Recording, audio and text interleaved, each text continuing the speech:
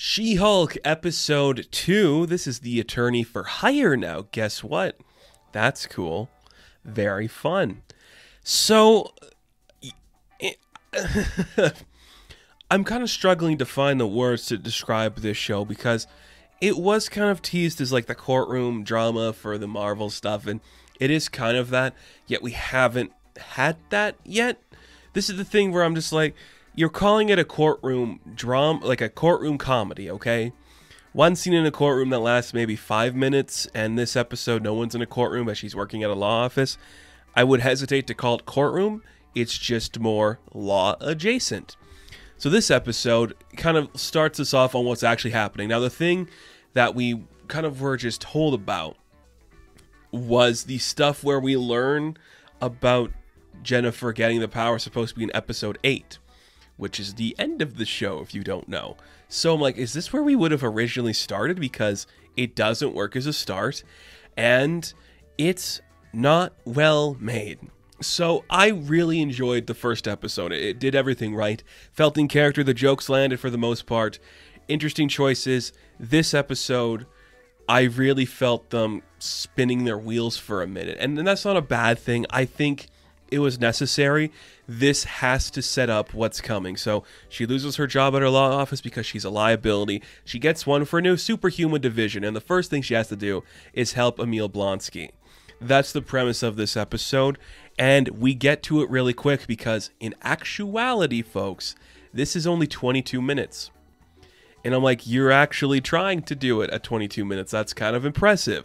Now, can your fan base support that? I know some of them might be hesitant to support that time frame, but it actually works for this show. Because if we drew this episode out any longer, it would flow even worse than it did.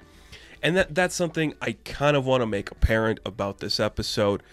It really showed me that there is a lack of cohesive flow going on. And that kind of sucks because it's just scene to scene. It's the problem I had with Hawkeye. And anybody who's seen my reviews, you know Hawkeye is the worst thing Marvel's put out, in my opinion. Absolute horseshit.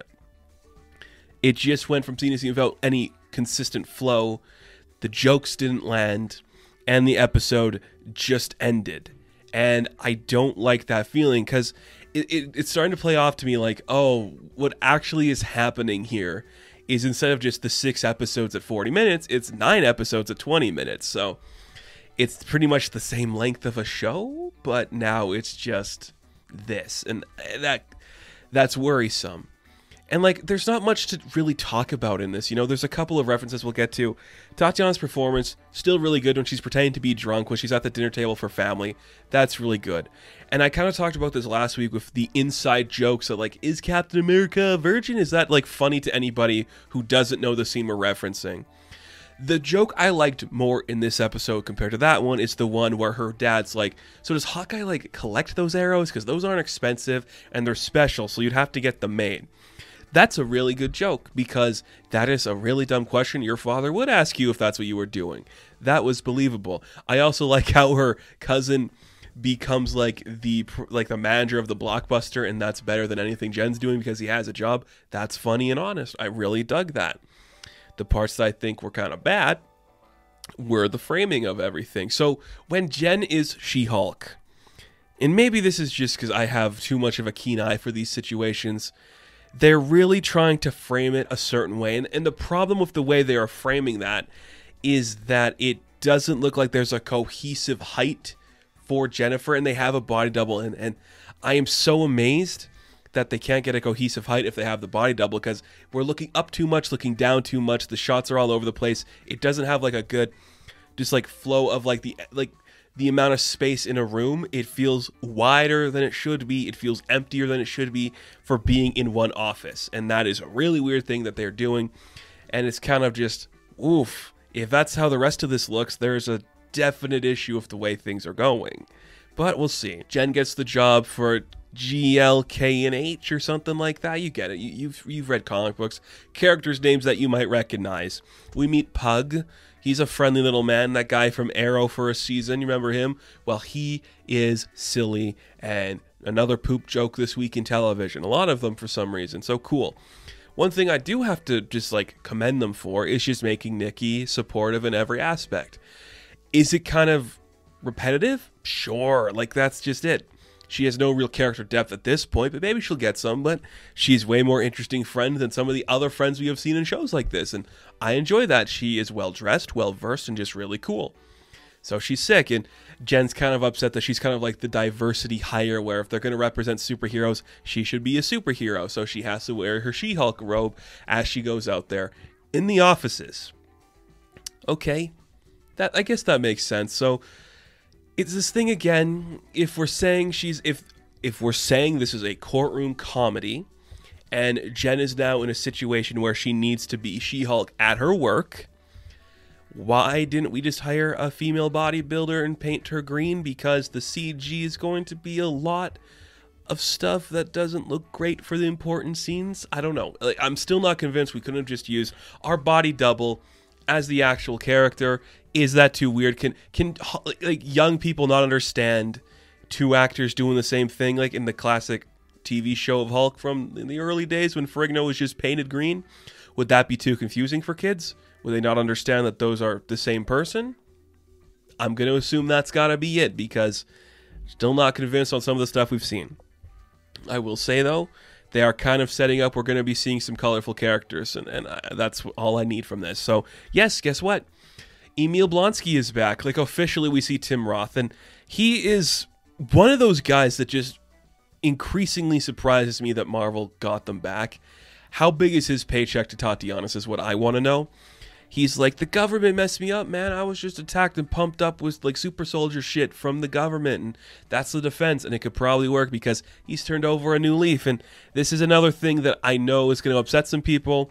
I'm there with you. For some reason, they fumbled the Hulk stuff, and I don't hate Emil going down this path. It just feels, who cares, you know? What's the point of this? Is it funny? Is that all we got to do if this character is just make him a joke? It's a growing concern I know a lot of people have with these things, where every character just becomes a goofball or a joke later on, so what's the point in making them anything else? It's a choice that's made. Tim Roth is a good actor. Not convinced he needed to return so far. It feels like this character could be recast. I'm not feeling like that Tim Roth attack yet, but I think we'll get there. She's defending him. The episode ends. We're just going to get to it. The episode ends with like, that's the events from Shang-Chi. It's literally just the footage from Shang-Chi we're seeing on the TV instead of like redone footage. Not like we have both actors back from that show to do that scene. No, we have to do the actual footage from the movie and put it on television as if the thing we saw in theaters was something somebody recorded on their phone at this fight. Yeah, okay. Yeah, I can get used to that. It's just noticeable when you notice it. So bland as hell, and we all know that it's just Wong getting him out of there. So you gotta ask the question: why does nobody know that's happening? Whatever, it doesn't matter. Let's get into some other stuff that it's getting people excited. They reference Edward Norton because when Bruce and Emil fought, he was a completely different person, literally. And Jennifer looks to camera and goes, "Haha, Edward Norton probably cost too much money and we couldn't get him back." Funny. Another joke where I'm like, that's too insider baseball for somebody who hasn't seen this. But at the point that, like, I gotta stop saying that, because who is watching this that isn't already in the game? No new perspectives are coming to these things. So why should I even say that anymore? Does it matter? I don't know. Probably not. So that's a joke. Somebody references the Eternals Celestial sticking out of the ocean at one point on like a computer screen. About time. Like, where's that being talked about? And yeah, look, a man of metal claws fights somebody in a bar. Is that Wolverine? Seems like a red herring. I personally think it's going to be Porcupine, or Porcupine, whatever you want to say, but what do I know? Interesting stuff. Is it interesting? It's like the episode was fast, and I respect it for that, but it's a lot of just scene to scene to scene to scene without any real fun involved, and you see like Tatiana's having fun, Ginger's having fun. Does anybody else really look like they're enjoying it? They just look like they're looking up and talking to nothing, and that kind of sucks. But I hope we can pick up momentum and maybe make this a little more special. And if not, it's not the worst of the shows, but I would hesitate to say it's the most original or fun. It feels like we said courtroom. and then haven't been in a courtroom for more than 2 minutes. But what do I know? I'm just a guy here to tell you that this is adequate television. Not as funny as actual things it's ripping off of. So, cool. It's okay. I don't know, man. The face can just be so stiff in those VFX sometimes that you have to ask what's going on. Oh yeah, and Hulk goes to space. World War Hulk will probably be announced in 2 weeks, so stay tuned for that, I guess. Yeah, like, I don't know. It's fine. It's quality content. Content forever. The MCU's motto. We'll be here till we're all dead, and what will be next is the inevitable Silver Surfer reboot, relaunch. So fun. That's going to do it for this review of She-Hulk Attorney at Law. Thank you guys for watching this video. Be sure to like and subscribe to the channel. As always, you can check me out on Instagram, TikTok, and Twitter. And as always, I will catch you in the next one. Have fun. Stay safe. Good luck.